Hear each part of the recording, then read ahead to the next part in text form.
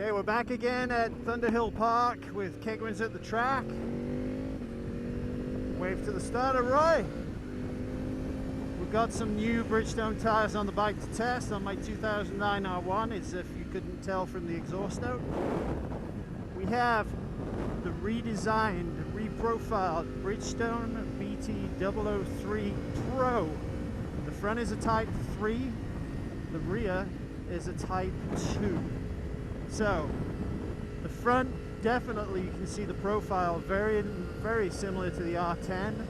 The rear is, I don't know, it doesn't look like the old R3 at all to me.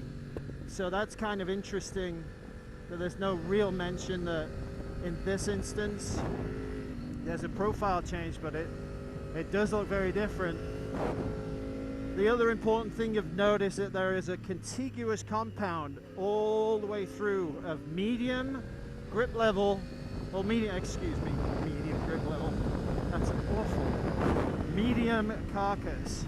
So what they're trying to do, having one carcass all the way through and one compound, is to give you much better edge grip rather than go from a soft transferring over to medium, because that's going to give you two levels of grip on the tire as you lift the bike up. So it makes a lot more sense to run a single compound. Now with the Type 2 rear, this is a hard, so it's supposed to last a long time. We'll scrub this in and we'll do a mileage check on it, but that gives you the information while I scrub the tires in, get the tires warm. It's about 102 today, somewhere around there, and time wise we're probably somewhere around 3:30, so it's baking hot, so it won't take more than a lap for the tires to warm up. So this next lap we'll see how the roll profile feels and the carcass feels. Right now I've just come off the Bridgestone slicks, which we did the audio narration and video with. So my bike is set up geometrically and also with preload and hydraulics to those tires. These are a hell of a lot harder carcass. So let's get some decent pace into turn one and have a look at what the characteristics is. Again, this is just the second lap out, so turn-in's easy. Definitely feels like the R10 in terms of its roll. Its ease of, yeah, absolutely it does. Yeah, no problem, just gentle bar pressure. Now correct the line with more bar pressure. Ooh, that overcorrected a lot, so I need to be careful with that.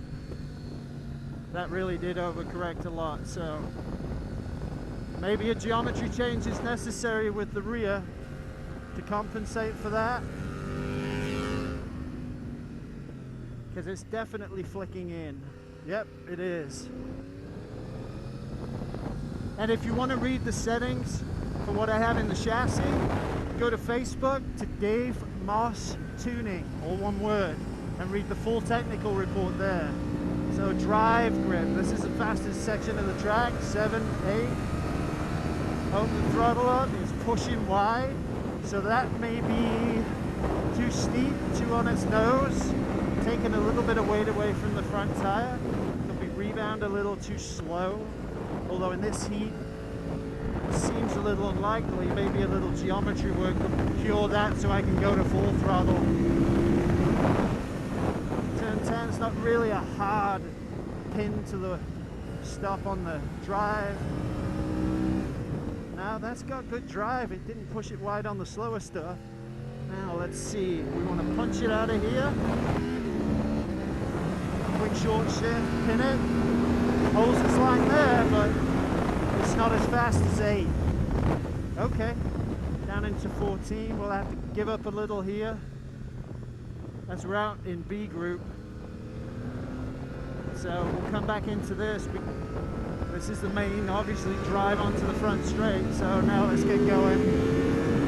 Tires should be hot enough where we can really start doing something here. Turning in. Yeah, that's nice on turning. Now will it run wide?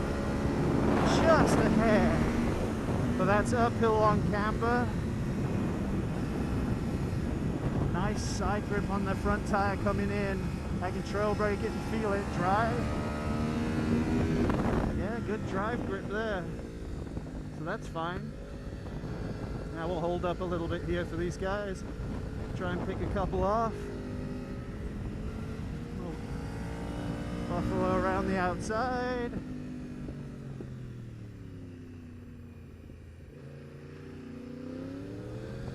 Go down. Into 6. Now again, get the set. We need to get set up for the drive here. Now go.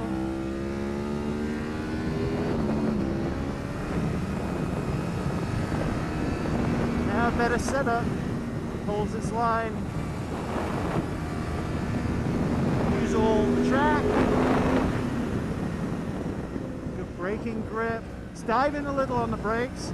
Again, that could come back to geometry, too much weight on the front end.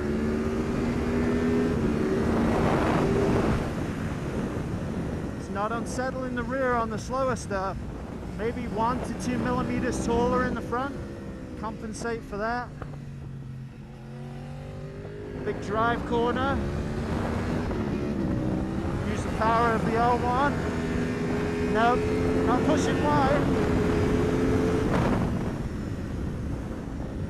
Back's fishtailing, so definitely too much weight on the front. Let's fix that. Drive corner. Have to wait, yeah. We gotta do a geometry fix, so we'll go in and do that.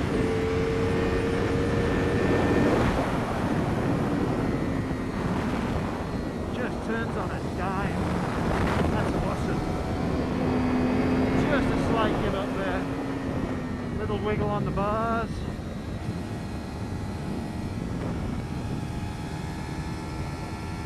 Tighten the radius. Yeah, no problem at all tightening radius.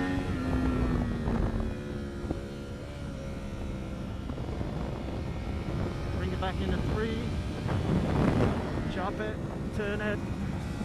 Turn switches over beautifully. So yeah, maybe even 3 turns of preload might do the difference. Couple clicks of compression. Do the geometry first. Get it right for the drive. Missed it completely. Gave up a ton there. Yeah, actually I can feel the front wheel float. Still went, yeah, definitely. Okay, that makes sense. So geometry it is. Under really hard acceleration in the faster, the front's losing traction and pushing. So we're going in. I'm gonna, let's see, I think I'll raise the front by 2 millimeters. I'm not gonna touch the back of the bike because it really has superb edge grip. That's a surprise. Not being derogatory about the Bridgestone, but the 003 DOT to me would be a DOT, not a slick, and therefore the slick would definitely have the performance advantage. But the grip on the front, scrubbing and trail braking is there for sure. Again, it's new tires, what do you expect? And there's definitely lots of drive grip on the edge of the tire. So let's make the geometry change and see where we go. Your channel will resume shortly.